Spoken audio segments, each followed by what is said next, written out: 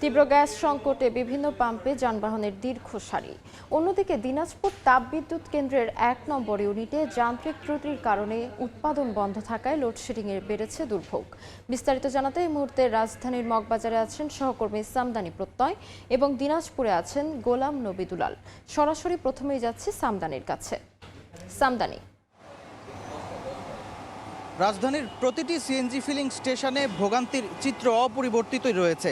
দর্শক, আপনারা ইতিমধ্যেই আমাদের কিছু কিন্তু দেখাই যে প্রতিটি সিএনজি ফিলিং স্টেশনেই যানবাহনের যে দীর্ঘ লাইন সেটি কিন্তু একেবারেই লম্বা এবং ৩ থেকে ৪ কিলোমিটার এলাকা পর্যন্ত প্রত্যেকটি জায়গায় যানবাহনের লাইন পৌঁছে গেছে। এবং আমরা যদি এখানে দেখি যে অনেকেই আছেন যারা ৪ থেকে ৫ ঘন্টা অপেক্ষার পর যখন সিএনজি ডিসপেন্সারের সামনে সিএনজির নজলের সামনে আসছেন সে সময় তারা অনেকেই মাত্র ৪০ টাকা ৫০ টাকার গ্যাস পাচ্ছেন। কিছুক্ষণ আগেই আমরা একজন সিএনজি চালিত যানবাহনের একজন চালকের সঙ্গে আমরা কথা বলছিলাম। তিনি আমাদেরকে জানালেন যে ৪ থেকে ৫ ঘন্টা তিনি অপেক্ষা করার পর যখন নজলের সামনে তিনি এসেছেন তিনি মাত্র ৮০ টাকার গ্যাস পেয়েছেন। অর্থাৎ এই যে গ্যাসের অপ্রতুলতা, যার কারণে যাদের জীবিকার অন্যতম মাধ্যম এই যানবাহনটি, তারা কিন্তু বেশ ঝামেলার মধ্যেই পড়েছেন।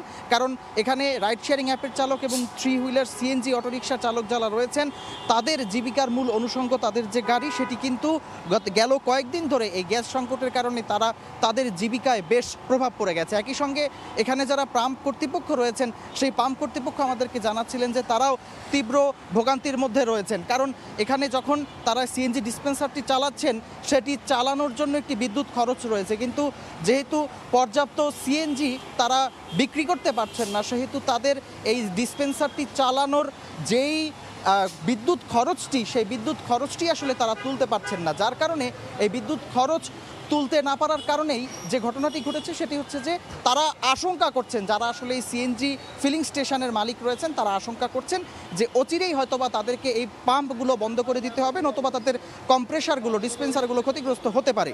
এই মুহূর্তে আমরা চলে যাব সরাসরি দিনাজপুরে। সেখানে রয়েছেন আমাদের সহকর্মী গোলাম নবী দুলাল।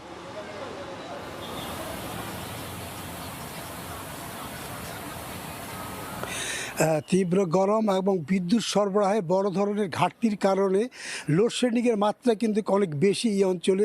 বিশেষ করে দিনাজপুরের বড়পুকুরিয়া তাপবিদ্যুৎ কেন্দ্রের ১ নম্বর ইউনিটটি কিন্তু গতকাল শুক্রবার এটি উৎপাদন বন্ধ হয়ে যায় এবং এটি নিশ্চিত করেছেন বড়পুকুরিয়া তাপবিদ্যুৎ কেন্দ্রের প্রধান প্রকৌশলী আবু বকর সিদ্দিক। তিনি যেটা জানিয়েছেন যে যান্ত্রিক ত্রুটির কারণে এটি বন্ধ হয়ে গেছে এবং এখান থেকে যে ৫৫ মেগাওয়াট বিদ্যুৎ উৎপাদন হতো সেটা কিন্তু জাতীয় গ্রিডে এটা কিন্তু সরবরাহ করা হতো। এছাড়া কিন্তু আপনার ৩ নম্বর ইউনিটটি কিন্তু এখনও সচল রয়েছে, সেখান থেকে ১৫০ থেকে ৬০ মেগাওয়াট বিদ্যুৎ উৎপন্ন হয়, সেটাও কিন্তু জাতীয় গ্রিডে যায়।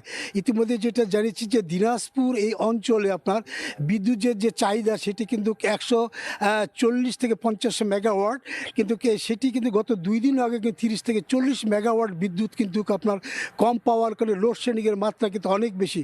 বিশেষ করে শহরে আপনার লোডশেডিং কিছুটা কম হলো, গ্রাম অঞ্চলে কিন্তু প্রায় ৬ থেকে ৭-৮ ঘন্টা পর্যন্ত আপনার বিদ্যুৎ না থাকার কারণে মানুষের কিন্তু খুব নাকাল অবস্থা। এছাড়া ছোটোখাটো আপনার বিশেষ কল কারখানা এবং দিনাজপুরে আপনার বিশেষ করে আপনার এখানে চাল কলগুলো রয়েছে, সেখানেও কিন্তু আপনার উৎপাদন কিন্তু একটা বড় ধরনের একটা সমস্যা দেখা দিয়েছে। এদিকে তাপবিদ্যুৎ কেন্দ্রের প্রধান প্রকৌশলী যেটা জানিয়েছেন যে বন্ধ হয়ে যাওয়া ১ নম্বর ইউনিটটি কিন্তু আগামীকাল বা আজ বা আগামীকালের মধ্যে এটি যান্ত্রিক ত্রুটি সারিয়ে কিন্তু আবার উৎপাদনে ফিরে যাবে বলে এই ধরনের আশ্বাস আমাদের দিয়েছেন। তো আমার কাছ থেকে বিদ্যুতের বর্তমান অবস্থা নিয়ে সর্বশেষ এই ছিল। রাজধানীর মগবাজার ও দিনাজপুর থেকে সরাসরি যুক্ত ছিলাম।